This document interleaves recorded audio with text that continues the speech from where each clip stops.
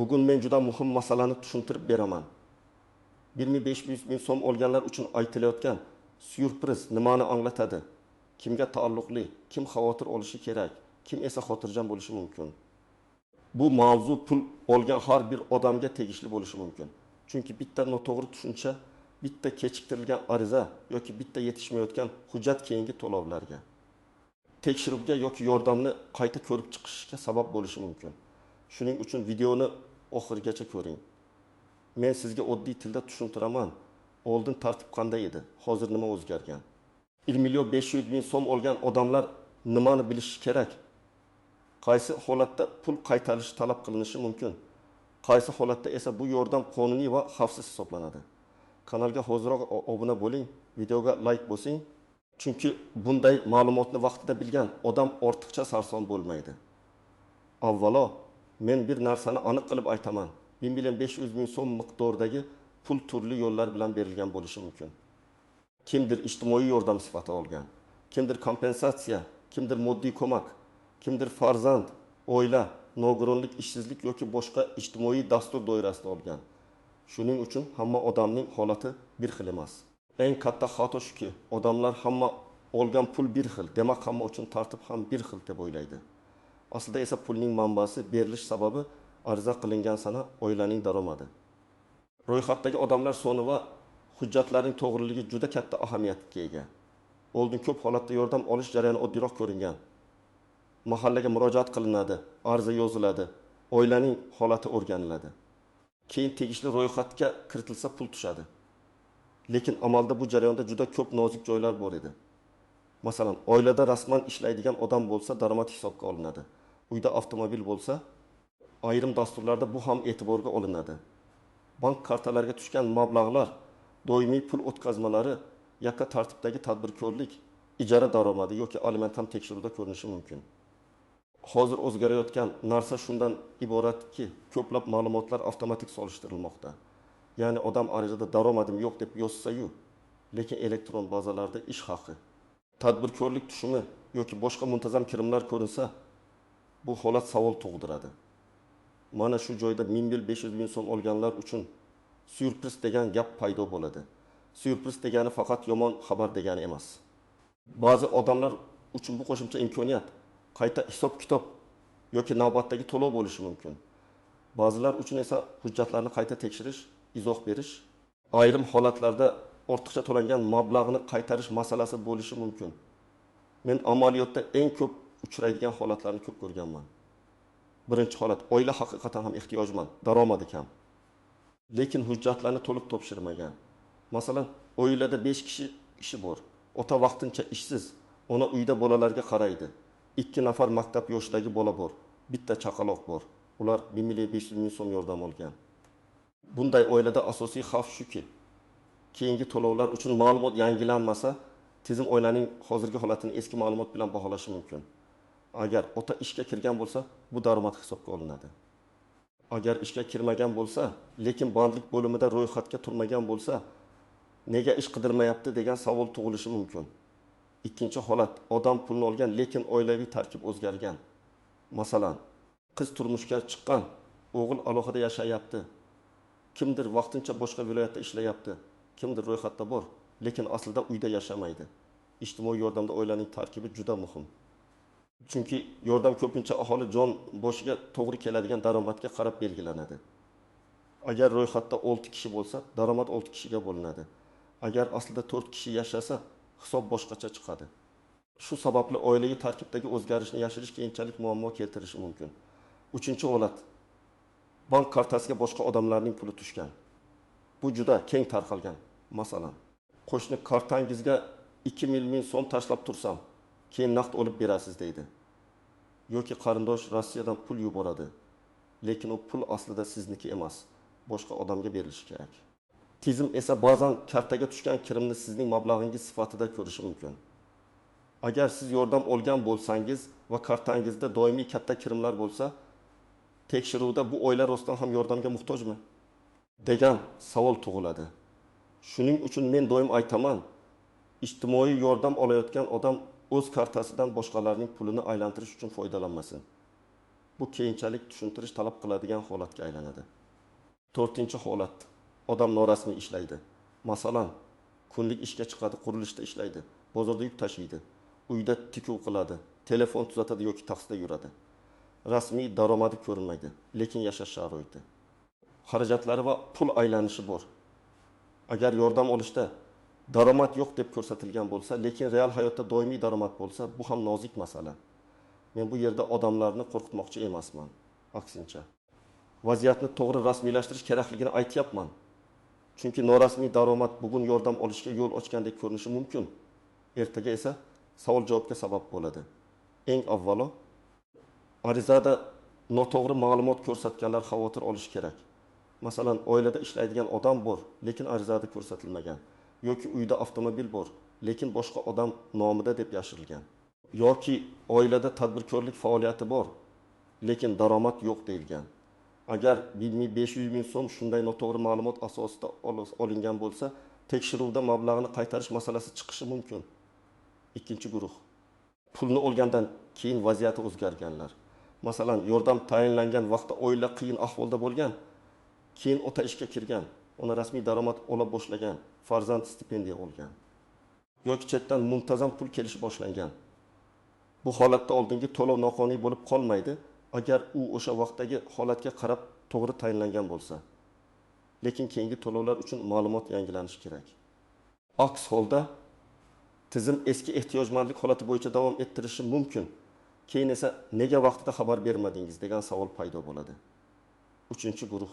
Hujjatlari chalkash bo'lganlar, pasport ma'lumotlari, yashash manzili, nikoh holati, farzandlar ro'yxati, vasiylik, aliment, nogironlik ma'lumotlari, bandlik holati to'g'ri bo'lmasa, to'lovlar to'xtashi yoki qayta ko'rib chiqilishi mumkin.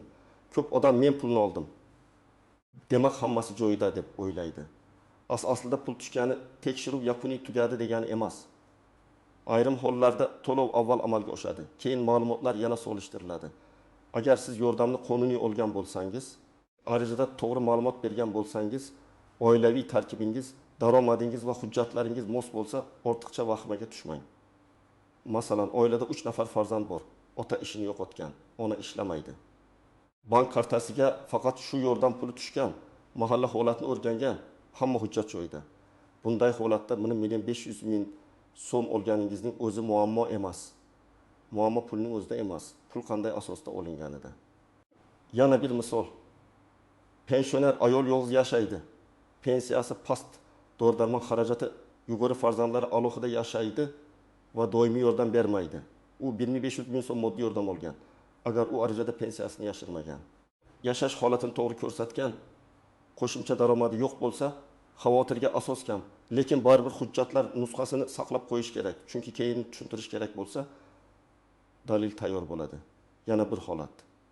Odam kompensatsiya sifatida pul olgan bo'lishi mumkin. Masalan, ayrim toifalarga bir martalik to'lov beriladi. Bunday pul ehtiyojmandlikka emas, ma'lum maqomga bog'liq bo'lishi mumkin. Agar to'lov mezoni shu toifaga kiradi degan qoida bo'lsa, daromad masalasi ikkinchi darajali bo'lishi mumkin. Shuning uchun har doim birinchi savol, bu 2500 ming so'm aynan qaysi dastur bo'yicha berilgan? Eng muhim istisno shuki, hamma pul ham bir xil tartibda tekshirilmaydi. Ijtimoiy nafaqa, moddiy yordam, kompensatsiya, subsidiya, mukofot yoki qarzdorlik bo'yicha qaytarilgan mablag'ning huquqiy ma'nosi boshqa. Masalan, sizga 1.500 ming so'm bir martalik yordam sifatida berilgan bo'lsa, bu boshqa. Agar oylik ijtimoiy nafaqaning bir qismi sifatida tushgan bo'lsa, bu boshqa. Agar ortiqcha to'langan mablag'ni tuzatish yoki oldingi oylar uchun qayta hisob-kitob bo'lsa, bu yana boshqa. Ikkinchi nozik jihat, pul tushgan karta kimning nomida? Ba'zan yordam ona nomiga tayinlanadi. Lekin karta otaning nomida bo'ladi.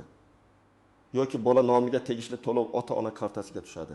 Bu o'z-o'zidan yomon emas, lekin hujjatda asos bo'lishi kerak. Agar pul boshqa odam kartasiga tushgan bo'lsa, keyin bu mablag' kimga tegishli edi degan savol paydo bo'lishi mumkin. Uchinchi nozik jihat, qarzdorlik va ushlab qolishlar. Ba'zi odamlar yordam puli tushishi bilan kartadan avtomatik yechib olinganini ko'radi. Sababi kredit, aliment, ijro hujjati yoki bankdagi qarzdorlik bo'lishi mumkin. Bu yerda odamlar ko'pincha davlat pul berdi, bank olib qo'ydi deb norozilik bildiradi. Aslida har bir to'lov turi bo'yicha ushlab qolish mumkinmi yoki yo'qmi? Alohida aniqlanadi. Agar bu ijtimoiy himoya to'lovi bo'lsa, ayrim hollarda uni undirishdan himoya qilish mexanizmlari bo'lishi mumkin. Buning uchun bankka va tegishli idoraga yozma murojaat qilish kerak. Og'zaki gap bilan masala hal bo'lmasligi mumkin. 4-nozik jihat. Men bilmaganman degan javob har doim ham yordam bermaydi. Agar arizada siz imzo qo'ygan bo'lsangiz, ma'lumotlarning to'g'riligiga javobgarlik ham bo'ladi. Masalan, arizani qo'shni to'ldirib bergan, mahalladagi xodim yozib bergan, farzand internet orqali yuborgan bo'lishi mumkin. Lekin oxirida ma'lumot sizning nomingizdan ketgan bo'lsa, tekshiruvda sizdan izoh so'raladi.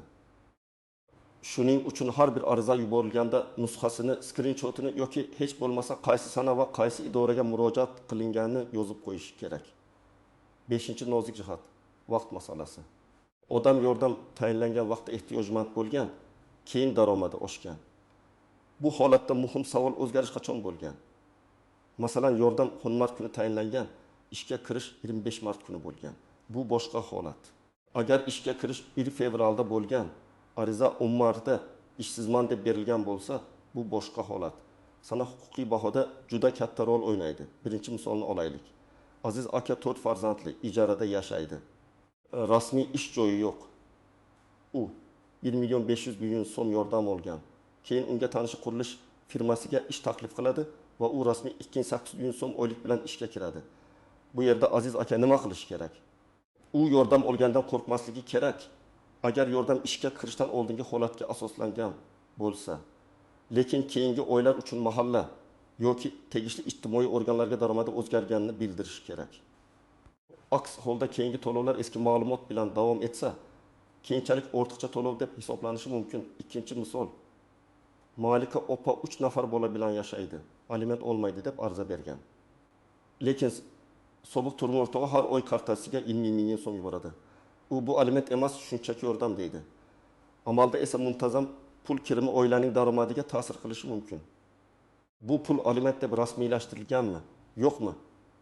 Baribir tekshiruvda savol tug'iladi. Malika opa bunday holatda pul o'tkazmalarining izohini, aliment bo'yicha sud hujjatlarini yoki kelishuvni tayyorlab qo'yishi kerak. 3-misol. Diyorbek o'z kartasidan ukasining pulini aylantirib turgan. Bir oyda kartaga yaqin 1 million so'm tushgan. Lekin aslida bu pul ukasining mashina savdosiga tegishli bo'lgan.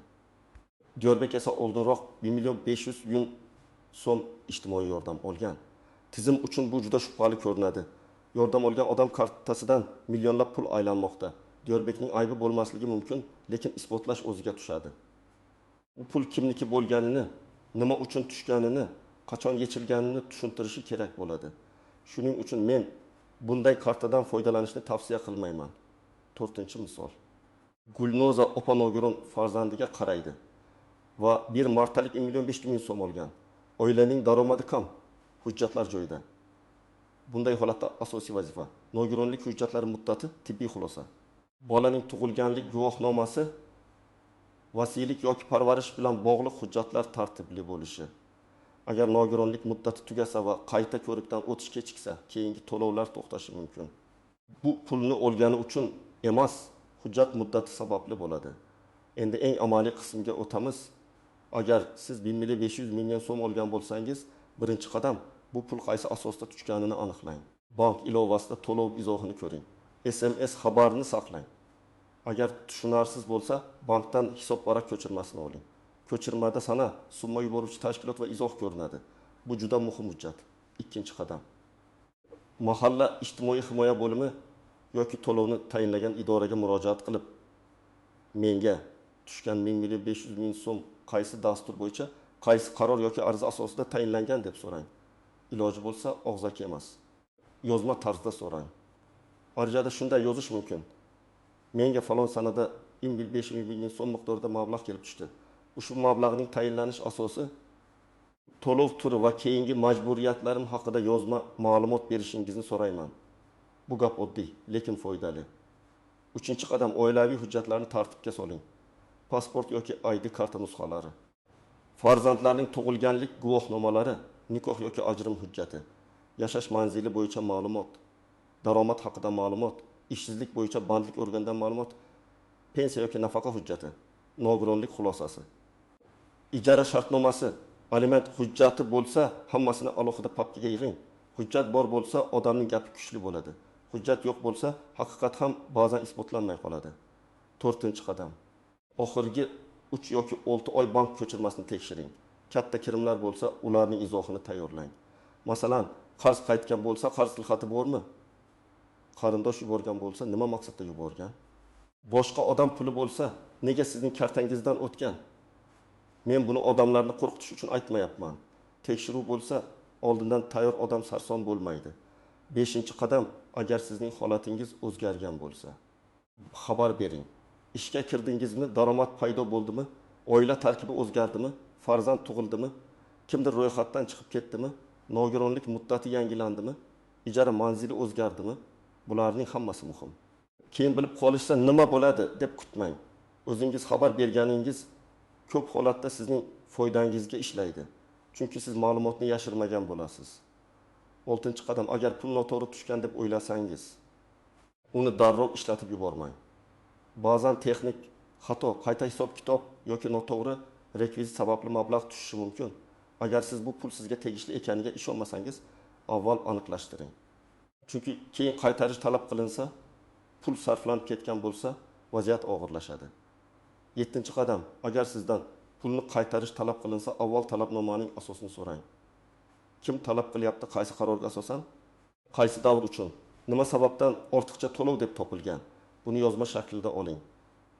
Agar rostdan ham xato siz tomondan bo'lgan bo'lsa, bo'lib qaytarish imkonini so'rashingiz mumkin.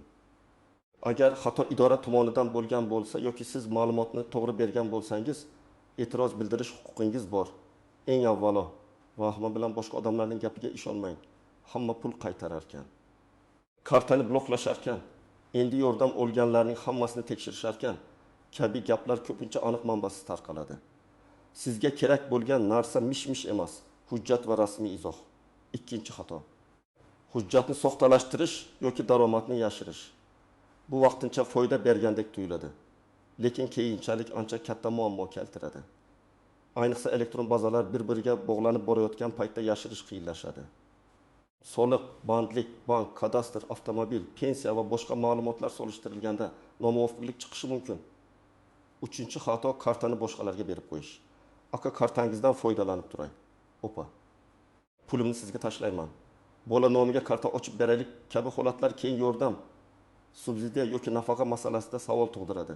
Karta egasi sifatida javobgarlik sizga keladi. 4-xato.